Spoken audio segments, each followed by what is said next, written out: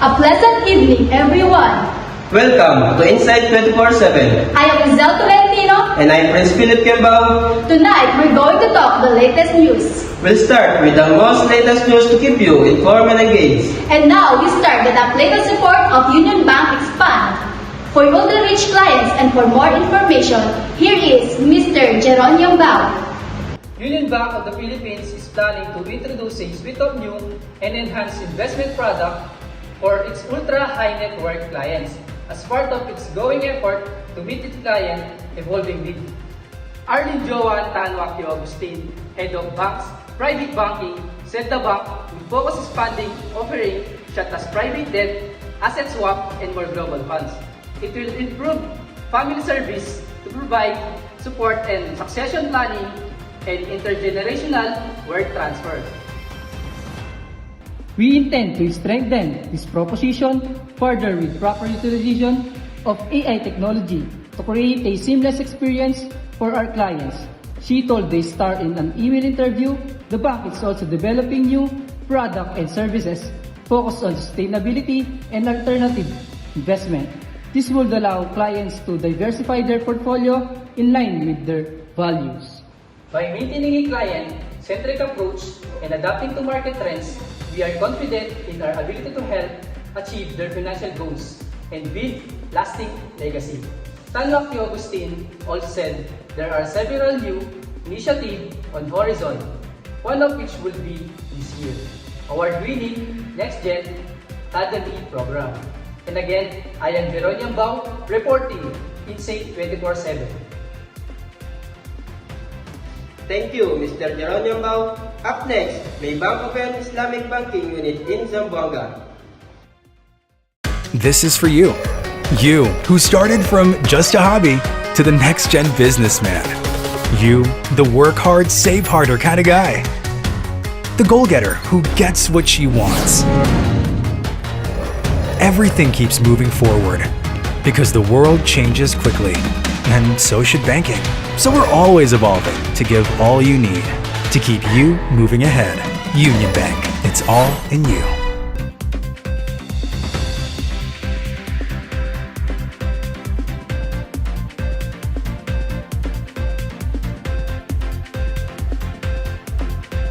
Welcome back to Insight 24/7. May Bank of Islamic Banking Unit in Zamboanga. Here's Joanna Mana Felipe to bring us the full report.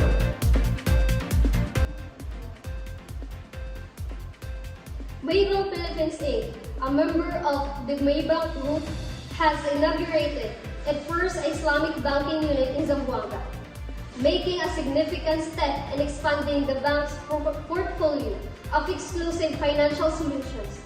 The new Islamic banking unit is dedicated and offering Sharia compliance products that align with Islamic principles as an alternative banking opportunities, particularly in areas where such services are not yet available.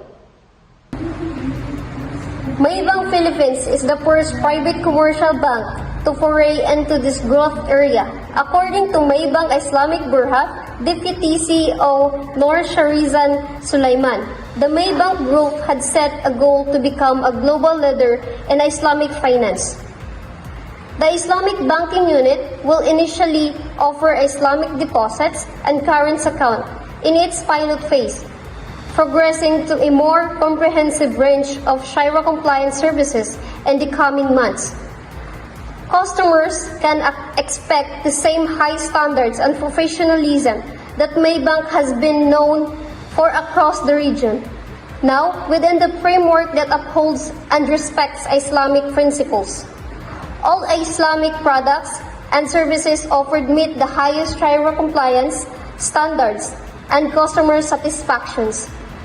Maybank Philippines President and CEO Abigail Tina Del Rosario said that the launch is a significant milestone for Maybank in the Philippines. As Maybank Philippines embarks on a new journey, the Islamic banking unit is expected to play a key role in the bank's growth strategy, offering a unique value proposition to customers with diverse needs and seeking Sharia compliance product as an alternative banking opportunity, particularly in areas which such services are not yet available.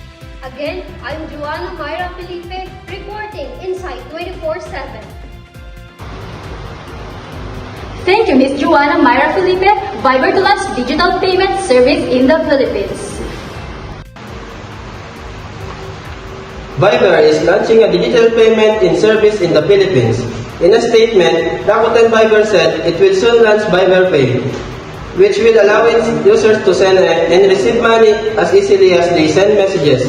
Viber said Filipinos can get Viber Pay ahead of the full launch by updating their Rakuten Viber app to the latest version and joining the waitlist from the Now Pay tab, which is being rolled out over the coming days. Early access will begin in September. Once they have access, users can activate their digital wallet by completing a sign-up process that will take less than a minute.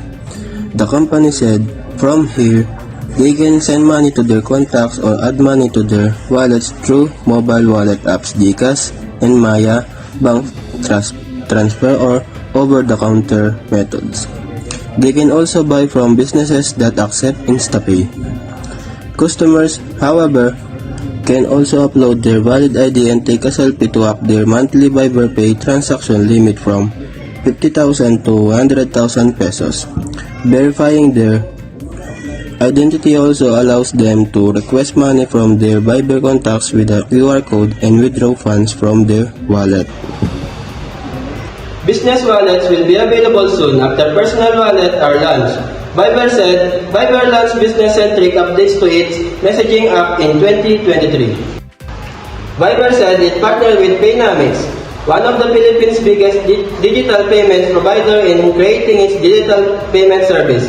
Rakuten Viber Vice President of Fintech and Business, Ritesh and said the Philippines has a robust community of users and a growing demand for secure cashless transactions. So, they expect to see strong demand in the country.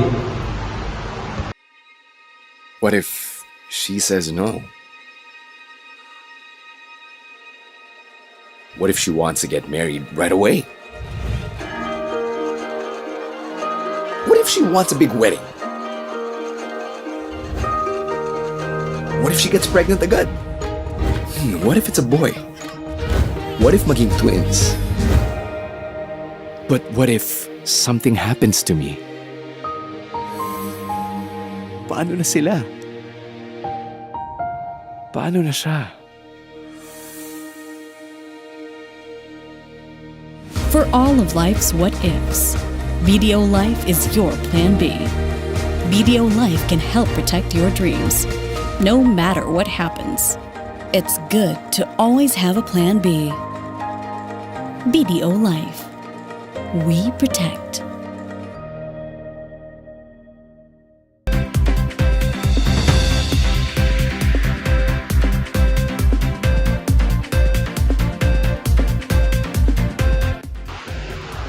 The SSS site, 5 delegate employees in Makati. Here's Joshua Lunas for update. The Social Security System cited 5 earning employers in the 4th District of Makati City for failing to remit the contributions of their employees. This is under SSS Run After Contribution Failures, campaign that aims to ensure that every employer complies with their obligation under the Social Security Act of 2018. Attorney Cristina Flor Valentin Adonis, Acting Attorney at the 3rd Employer Delinquency Monitoring Department of the SSS said issuing a notice of violation is not meant to embarrass the employers but to remind them of their obligations. Based on the SSS records, the 5 employers incurred a total of 4.7 million pesos. Delinquencies comparing over 3.7 million pesos unpaid contributions and over 937,000 pesos penalties which affected the monthly contributions of 86 employers.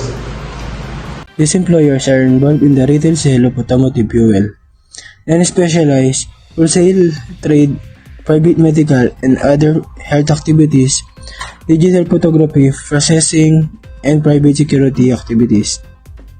The SSS said a retail seller of automotive fuel in specialized stores incurred the highest contribution delinquency of almost 1.2 million pesos, broken down into 937,000 pesos, unpaid workers' contributions, and more than 222,000 pesos penalties. Based on SSS records, this establishment failed to remit SSS contributions of several employees from March 2019 to June 2024. And again, I'm Joshua Lunas, reporting Inside 24/7.